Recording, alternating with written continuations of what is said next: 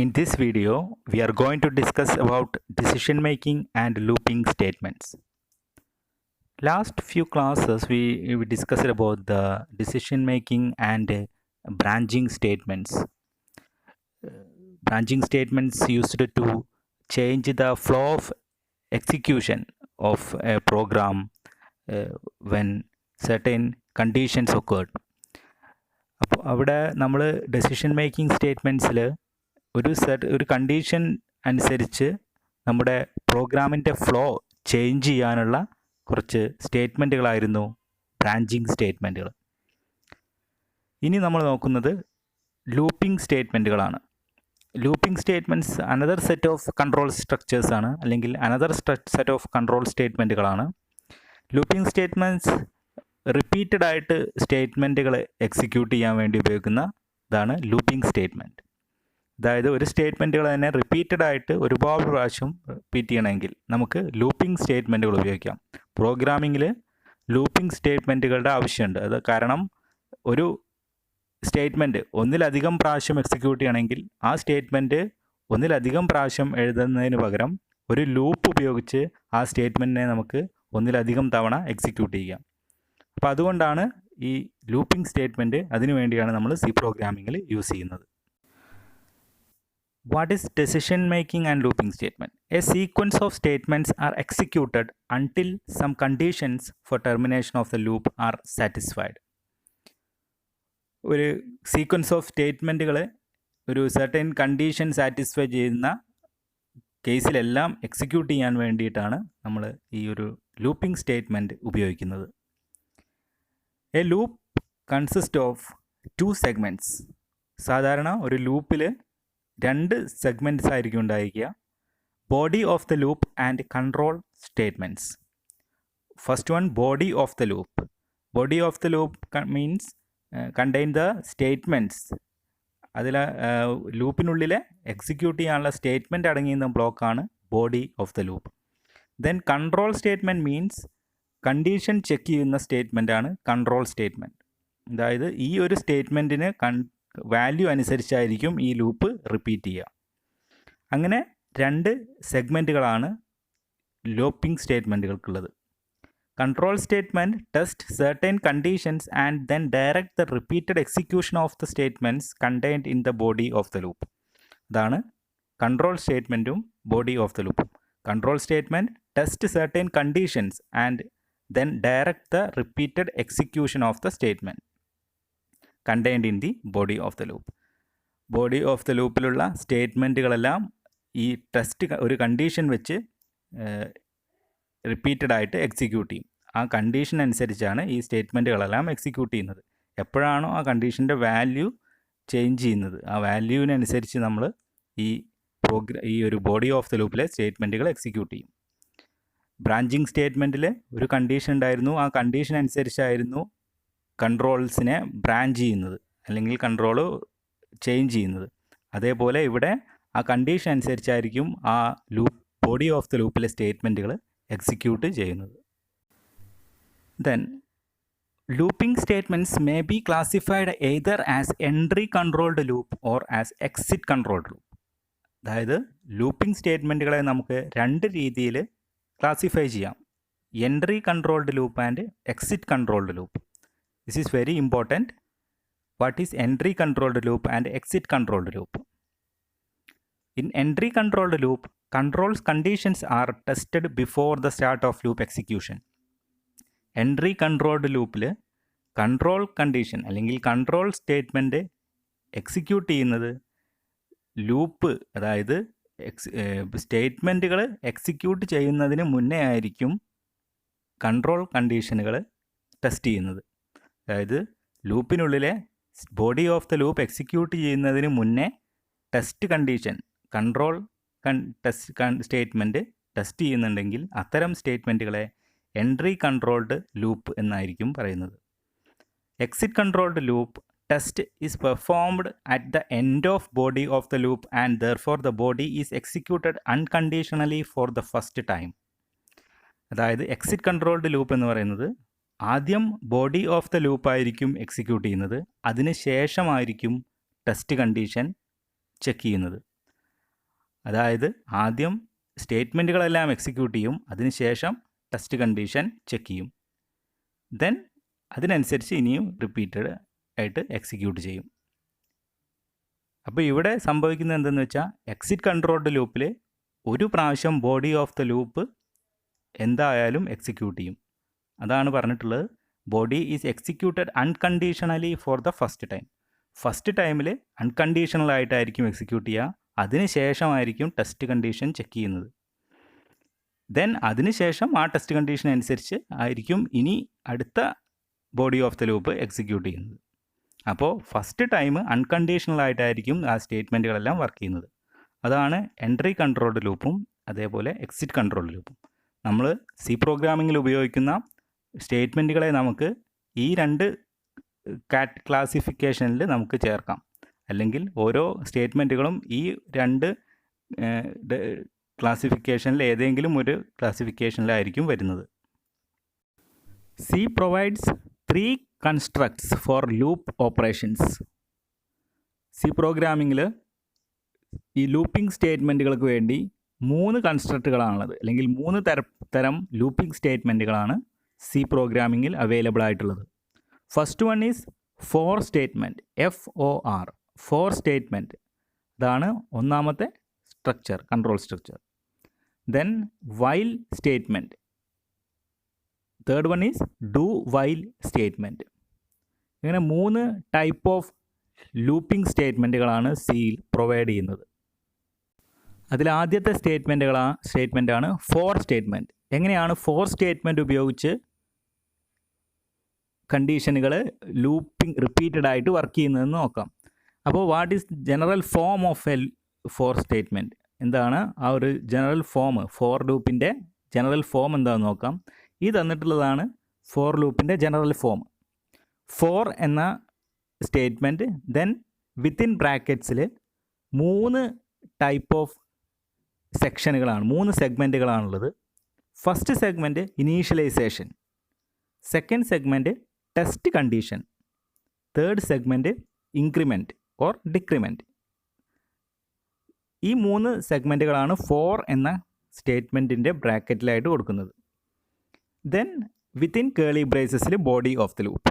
Body of the loop means എന്ത് സ്റ്റേറ്റ്മെൻറ്റുകളാണോ repeated ആയിട്ട് വർക്ക് ചെയ്യേണ്ടത് ആ സ്റ്റേറ്റ്മെൻറ്റുകളെല്ലാം എഴുതുന്നത് ബോഡി ഓഫ് ദ ലൂപ്പിലായിരിക്കും. ഈ body of the loop execute ചെയ്യുന്നത് ആ ഫോർ സ്റ്റേറ്റ്മെൻറ്റുകൾ എഴുതിയിട്ടുള്ള ആ 3 സെഗ്മെൻറ്റുകളുടെ, അല്ലെങ്കിൽ ആ ഫോർ എന്ന സ്റ്റേറ്റ്മെൻറ്റിലുള്ള ടെസ്റ്റ് കണ്ടീഷൻ്റെ വാല്യൂവിനനുസരിച്ചായിരിക്കും body of the loop execute ചെയ്യുന്നത്. അപ്പോൾ ഇതാണ് ജനറൽ ഫോം. നമ്മൾക്ക് ഫോർ ലൂപ്പിൻ്റെ സിൻറ്റാക്സ് എന്താണെന്ന് ചോദിച്ചാൽ ഈ ഒരു സിൻറ്റാക്സ് ആണ് നിങ്ങൾ എഴുതേണ്ടത്. ഇനി ഈ 3 സെഗ്മെൻറ്റുകളിൽ ഫോർ ലൂപ്പിൻ്റെ ബ്രാക്കറ്റിൽ വരുന്ന, ഫോർ എന്ന സ്റ്റേറ്റ്മെൻറ്റിൻ്റെ ബ്രാക്കറ്റിൽ വരുന്ന ഈ 3 സെഗ്മെൻറ്റുകളിൽ ഓരോ സെഗ്മെൻറ്റും എന്താണെന്ന് നോക്കാം. ഫസ്റ്റ് സെഗ്മെൻറ്റ് കണ്ടത് ഇനീഷ്യലൈസേഷനാണ്. Initialization of the control variable is done first using assignment statements. അതായത് ഇനീഷ്യലൈസേഷൻ എന്ന സെക്ഷനിൽ വരുന്നത് ഒരു കൺട്രോൾ വേരിയബിൾ ഒരു ലൂപ്പിന് ആവശ്യമാണ്, അല്ലെങ്കിൽ അതിനെ നമ്മൾ ലൂപ്പിംഗ് വേരിയബിൾ എന്നും പറയും. ഈ ലൂപ്പിംഗ് വേരിയബിളിൻ്റെ ഇനീഷ്യലൈസേഷനാണ് നമ്മൾ ആദ്യത്തെ സെഗ്മെൻറ്റിൽ ചെയ്യേണ്ടത്. അതായത് ഈ ലൂപ്പ് എക്സിക്യൂട്ട് ചെയ്യുന്നത് ഈ ലൂപ്പിംഗ് വേരിയബിളിൻ്റെ വാല്യൂ അനുസരിച്ചായിരിക്കും. അതുകൊണ്ട് ഒരു ലൂപ്പിംഗ് വേരിയബിളിനെ നമ്മൾ ആദ്യം ഇനീഷ്യലൈസ് ചെയ്യണം. ഇനീഷ്യലൈസ് ചെയ്യുക എന്ന് പറഞ്ഞാൽ ആ ലൂപ്പിംഗ് വേരിയബിളിലേക്ക് ഒരു ഇനീഷ്യൽ വാല്യൂ അസൈൻ ചെയ്യണം. അതാണ് നമ്മൾ ഫസ്റ്റ് സെഗ്മെൻറ്റിൽ ചെയ്യുന്നത്. Initialization of the control variable is done first using assignment statement. ഒരു അസൈൻമെൻറ്റ് സ്റ്റേറ്റ്മെൻറ്റ് ഉപയോഗിച്ച് നമ്മൾ ഒരു അസൈൻമെൻറ്റ് സ്റ്റേറ്റ്മെൻറ്റായിട്ട് ഇനീഷ്യലൈസേഷനിൽ ഒരു ലൂപ്പിംഗ് കൺട്രോൾ വേരിയബിളിനെ നമ്മൾ ഇനീഷ്യലൈസ് ചെയ്യണം. ദെൻ സെക്കൻഡ് സെഗ്മെൻറ്റ് എന്ന് പറയുന്നത് ടെസ്റ്റ് കണ്ടീഷനാണ്. The value of the control variable is tested using the test condition. Then ഈ ടെസ്റ്റ് കണ്ടീഷനിൽ ചെക്ക് ചെയ്യുന്നത് ഈ നമ്മൾ ഇനീഷ്യലൈസ് ചെയ്ത ഈ ലൂപ്പിംഗ് വേരിയബിൾ അല്ലെങ്കിൽ കൺട്രോൾ വേരിയബിളിനെ ഈ ടെസ്റ്റ് കണ്ടീഷൻ ഉപയോഗിച്ച്, ടെസ്റ്റ് കണ്ടീഷൻ എന്ന സെഗ്മെൻറ്റിൽ അതിനെ ടെസ്റ്റ് ചെയ്യുന്നതാണ് ആ section. Test condition is A relational expression. ഈ ടെസ്റ്റ് കണ്ടീഷൻ എപ്പോഴും ഒരു റിലേഷണൽ എക്സ്പ്രഷൻ ആയിരിക്കും. What is relational expression? Relational expression is an expression which contain relational operator. Relational operator അടങ്ങിയിട്ടുള്ള എക്സ്പ്രഷനുകളെയാണ് റിലേഷണൽ എക്സ്പ്രഷൻ എന്ന് പറയുന്നത്. അപ്പോൾ അത്തരം ഒരു റിലേഷണൽ എക്സ്പ്രഷൻ ആയിരിക്കണം ഈ ടെസ്റ്റ് കണ്ടീഷൻ എന്ന സെഗ്മെൻറ്റ്. അതിന് മീനിങ് റിലേഷണൽ എക്സ്പ്രഷൻ എപ്പോഴും റിട്ടേൺ ചെയ്യുന്നത് ഒന്നുകിൽ ട്രൂ അല്ലെങ്കിൽ ഫോൾസ് ആയിരിക്കും. അപ്പോൾ അത്തരം വാല്യൂസ് റിട്ടേൺ ചെയ്യുന്ന സ്റ്റേറ്റ്മെൻ്റ് ആയിരിക്കണം ടെസ്റ്റ് കണ്ടീഷനിൽ ഉണ്ടായിരിക്കേണ്ടത്. If the condition is true, the body of the loop is executed. Then ഈ ഒരു ടെസ്റ്റ് കണ്ടീഷൻ ട്രൂ ആണെങ്കിൽ then body of the loop ഈ body of the loop execute ചെയ്യും. Otherwise the loop is terminated and the execution continue that immediately follow of the loop. ഈ test condition false ആണെങ്കിൽ അവിടെ വെച്ച് ഈ loop break ചെയ്യും. അതായത് ഈ ലൂപ്പിലെ സ്റ്റേറ്റ്മെൻറ്റുകളൊന്നും എക്സിക്യൂട്ട് ചെയ്യില്ല, നേരെ ഈ ലൂപ്പിന് ശേഷം വരുന്ന സ്റ്റേറ്റ്മെൻറ്റുകളായിരിക്കും എക്സിക്യൂട്ട് ചെയ്യുന്നത്. That is execution continue that immediately follow of the loop. ഈ ലൂപ്പിനും ശേഷം ഈ ലൂപ്പിൻ്റെ കേളി ബ്രേസസ് ക്ലോസ് ചെയ്ത ശേഷം വരുന്ന സ്റ്റേറ്റ്മെൻറ്റുകളായിരിക്കും എക്സിക്യൂട്ട് ചെയ്യുക. ദെൻ തേർഡ് സെക്ഷൻ എന്ന് പറയുന്നത് ഇൻക്രിമെൻറ്റ് സെക്ഷനാണ്. അപ്പോൾ increment section, when the body of the loop is executed the control is transferred back to the for statement after evaluating the last statement in the loop. അതായത് ഈ test condition true ആണെങ്കിൽ നമ്മൾ ഈ body of the ലൂപ്പിലുള്ള എല്ലാ സ്റ്റേറ്റ്മെൻറ്റുകളും execute ചെയ്ത ശേഷം ഈ control നേരെ ഈ ഫോർ ലൂപ്പിലെ ഫസ്റ്റ് 3 സെഗ്മെൻറ്റുകളിലേക്ക് തന്നെയാണ് വരിക. അതായത് ആ ഫസ്റ്റ് 3 സെഗ്മെൻറ്റുകളിലെ മൂന്നാമത്തെ സെഗ്മെൻറ്റായ ഇൻക്രിമെൻറ്റ് എന്ന സെഗ്മെൻറ്റിലേക്കായിരിക്കും വരിക. അവിടെ നമ്മൾ പറയുന്നത് ഇതാണ്, when the body of the loop is executed, ഈ body of the loop execute ചെയ്ത ശേഷം the control is transferred back to the for statement after evaluating the last statement in the loop. ലൂപ്പിലെ ബോഡി ഓഫ് ദ ലൂപ്പിലെ അവസാനത്തെ statement execute ചെയ്ത ശേഷം control transfer ചെയ്യുന്നത് ഈ ഫോർ ലൂപ്പിലുള്ള മൂന്നാമത്തെ സെഗ്മെൻറ്റിലേക്കാണ്. Then the control variable incremented and new value of the control variable is again tested. ഇവിടെ ഈ ഇൻക്രിമെൻറ്റഡ് എന്ന സെക്ഷനിൽ എന്താണോ എഴുതിയിട്ടുള്ളത്, ഇൻക്രിമെൻ്റ് എന്ന സെക്ഷനിൽ സാധാരണ ആ ലൂപ്പിംഗ് വേരിയബിളിനെ ഒരു സ്റ്റെപ്പ് ഇൻക്രിമെൻറ്റ് ചെയ്യുകയോ അല്ലെങ്കിൽ ഡിക്രിമെൻറ്റ് ചെയ്യുകയോ ഒക്കെയാണ് ചെയ്യുക, അല്ലെങ്കിൽ അതിനെ ഒന്ന് ചേഞ്ച് ചെയ്യുകയാണ് ആ ഒരു സെക്ഷനിൽ ചെയ്യുന്നത്. ആ ലൂപ്പിംഗ് വേരിയബിളിനെ ചേഞ്ച് ചെയ്ത ശേഷം അവിടെ എന്താണോ ഇൻക്രിമെൻ്റ് എന്ന സെക്ഷനിൽ എന്താണോ എഴുതിയിട്ടുള്ളത് ആ സ്റ്റേറ്റ്മെൻറ്റ് എക്സിക്യൂട്ട് ചെയ്ത ശേഷം എഗെയിൻ ടെസ്റ്റ് കണ്ടീഷൻ ആ പുതിയ വാല്യൂ വെച്ച് ടെസ്റ്റ് ചെയ്യും. ഈ കണ്ടീഷൻ ഇനിയും ട്രൂ ആണെങ്കിൽ again body of the loop execute ചെയ്യും. Body of the loop execute ചെയ്ത ശേഷം എഗെയിൻ ഇൻക്രിമെൻ്റ് എന്ന സെക്ഷനിലേക്ക് പോവും.